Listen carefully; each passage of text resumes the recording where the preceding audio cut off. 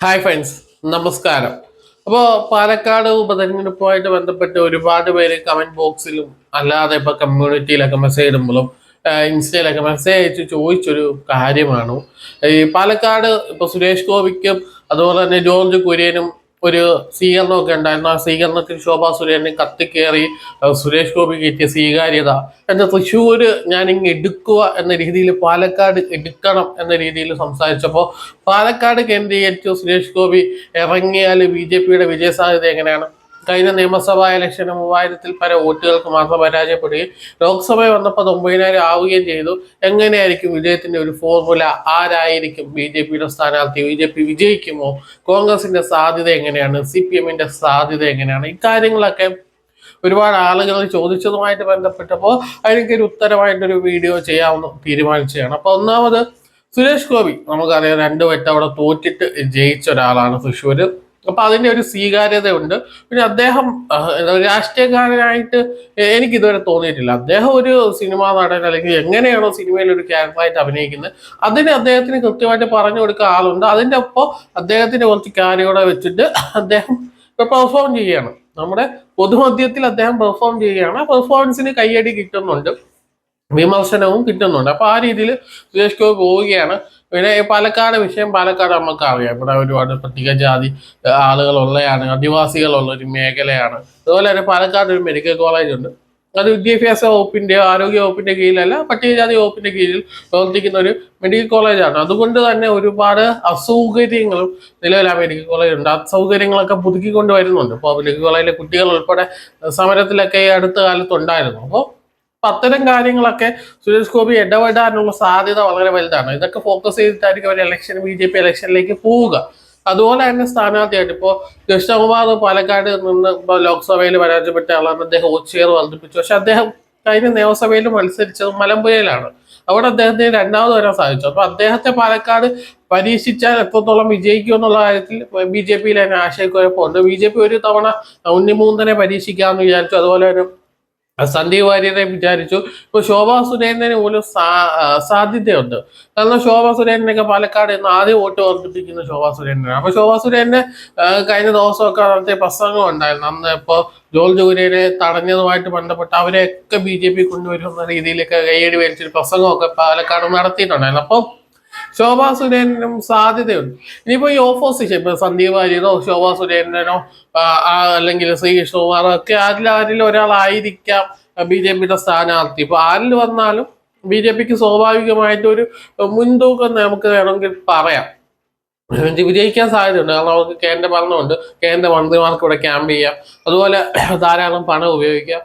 നമുക്കറിയാം ഒരുപാട് പാവപ്പെട്ട ആളുകളുള്ളതാണ്. അപ്പൊ അവരെയൊക്കെ ക്യാൻവാസ് ചെയ്യാനും കൺവിൻസ് ചെയ്യാനും, കാരണം അവർക്ക് ഈ ഭരണവും കൊണ്ടോ അല്ലെങ്കിൽ ഒരുപാട് നേട്ടങ്ങളൊന്നും ലഭിക്കുന്നില്ല. അതുപോലെ തന്നെ വിശ്വാസപരമായ കാര്യം ഇപ്പോൾ സുരേന്ദ്രൻ പറഞ്ഞത് ഇവിടെ രഥോത്സവം നമുക്കറിയാം, കൽപ്പാത്തി രഥോത്സവം വളരെ പ്രശസ്തമായ രഥോത്സവമാണ്. അപ്പൊ കൽപ്പാത്തിയിൽ അടുത്ത തേരുള്ളുമ്പോൾ BJPയുടെ ഒരു MLA ഉണ്ടാവും. അദ്ദേഹം ഉദ്ദേശിച്ചത് വളരെ വ്യക്തമാണ്. കാരണം തേരുള്ളുമ്പോൾ അവിടെ ഇത്രയും നാള് ഷാഫി പറമ്പിലാണ്. അപ്പൊ അതുകൊണ്ട് ഈ ഇത്തവണ അവിടെ ഉണ്ടാവുന്ന MLA ആരായിരിക്കണം? അദ്ദേഹം അത് വിശ്വാസത്തെയും കൂടെ ചേർത്ത് മതത്തെയും കൂടെ ചേർത്ത് തന്നെയാണ് ആ ഒരു ഇത് കൊടുത്തത് എന്ന് കേൾക്കുന്ന രാഷ്ട്രീയം പഠിക്കുന്ന എല്ലാവർക്കും മനസ്സിലാവും. അപ്പൊ അദ്ദേഹം അങ്ങനെ ഒരു കാര്യം കൂടി അവിടെ പറഞ്ഞു വെക്കുന്നുണ്ട്.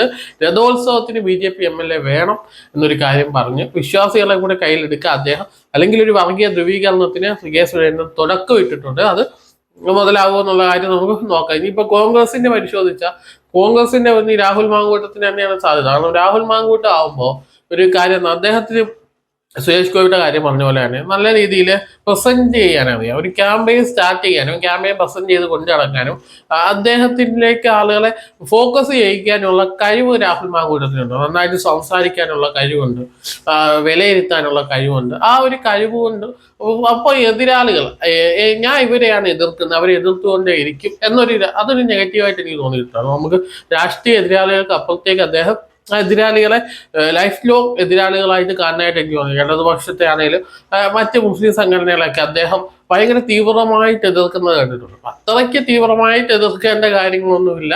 അതിലൊരു മൃദു സമീപനം അദ്ദേഹത്തിനെ കൊണ്ടുവരാം. രാഷ്ട്രീയപരമായിട്ട് ആശയപരമായിട്ട് എതിർപ്പുണ്ടാവും, അല്ലാതെ വ്യക്തിപരമായിട്ടുള്ള എതിർപ്പിലേക്ക് അദ്ദേഹം പോകുന്നത് ആ ഒരു കാര്യമാണ് എനിക്ക് രാഹുൽ മാങ്കൂട്ടത്തിന്റെ കാര്യത്തിൽ തോന്നിയിട്ടുള്ളത്. രാഹുൽ മാങ്കൂട്ടത്തിന് വേണമെങ്കിൽ വിജയിക്കാൻ നല്ല സാധ്യതയുള്ളൊരു സ്ഥലമാണ് പാലക്കാട്. ഒരു 100 വോട്ടിനെങ്കിലും വിജയിക്കാൻ പറ്റിയാൽ രാഹുലിന്റെ കരിയറിലെ ഏറ്റവും വലിയ വിജയം. ഇനി ഇത് കഴിഞ്ഞിട്ട് അദ്ദേഹത്തിന് ഒരുപാട് വിജയങ്ങൾ വരാനുണ്ട്. നമുക്കറിയാം, പണ്ട് ഈ കോൺഗ്രസിന്റെ ഒരു 2ാം തലമുറ വന്ന് കരുണാകരന് ശേഷം, അല്ലെങ്കിൽ ഈ ഒരു തലമുറ വന്ന ആന്റണി, വയലാദേവി, ഉമ്മൻചാണ്ടി, രമേശ് ചെന്നിത്തല, ഈ ഒരു തലമുറ മാറ്റം വന്ന പോലെ കോൺഗ്രസിൽ ഒരു തലമുറ മാറ്റം വരണം. ഇപ്പോൾ വി ഡി സതീശനൊക്കെ ഇടിച്ചേറിയ പോലെ അടുത്തൊരു തലമുറയിലവർത്താണ് രാഹുലും ഷാഫിയൊക്കെ. അപ്പൊ അവർക്ക് ഇതുപോലത്തെ സ്ഥാനങ്ങൾ അല്ലെങ്കിൽ വലിയ മന്ത്രിസ്ഥാനമൊക്കെ കാത്തിരിപ്പുണ്ട്. അപ്പൊ അതിന്റെ ഒരു തുടക്കമാവട്ടെ രാഹുൽ ഈ വിജയം. കോൺഗ്രസിന് വിജയിക്കാൻ സാധിക്കും. CPM-നെ സംബന്ധിച്ച് CPM-ന് ഒരു 40,000-ഓളം വോട്ടുകൾക്ക് അപ്പുറത്തേക്ക് പിടിക്കാൻ സാധിച്ചാൽ അത് അവരുടെ ഒരു വിജയമായിരിക്കും. കാരണം ഒരു 45,000-48,000 വോട്ട് പിടിച്ച ത്രികോണ മത്സരം നടക്കുകയും ത്രികോണ മത്സരത്തിൽ വേണമെങ്കിൽ ഇടതുപക്ഷത്തിന് വിജയിച്ച് കയറാം. പക്ഷെ 48,000-ഓളം വോട്ട് പിടിക്കണം. ഇതിനവര് വസീഫിനെയാണ് ഉദ്ദേശിക്കുന്നത് എന്ന് പറയുന്നു. അപ്പൊ വസീഫ് ആകുമ്പോൾ ഫലത്തിൽ ഇപ്പൊ നിന്നെയാണ് അദ്ദേഹം അവിടെ പരാജയപ്പെട്ടെങ്കിൽ പോലും പാലക്കാട് ന്യൂനപക്ഷ വോട്ടുകൾ പിടിക്കാൻ ചിലപ്പോൾ CPM-ന് സാധിച്ചേക്കാം എന്ന് കരുതുന്നു. ഒന്ന് ഈ കണ്ണാടി പഞ്ചായത്താണ് CPM-ന് നല്ല സ്വാധീന മേഖല.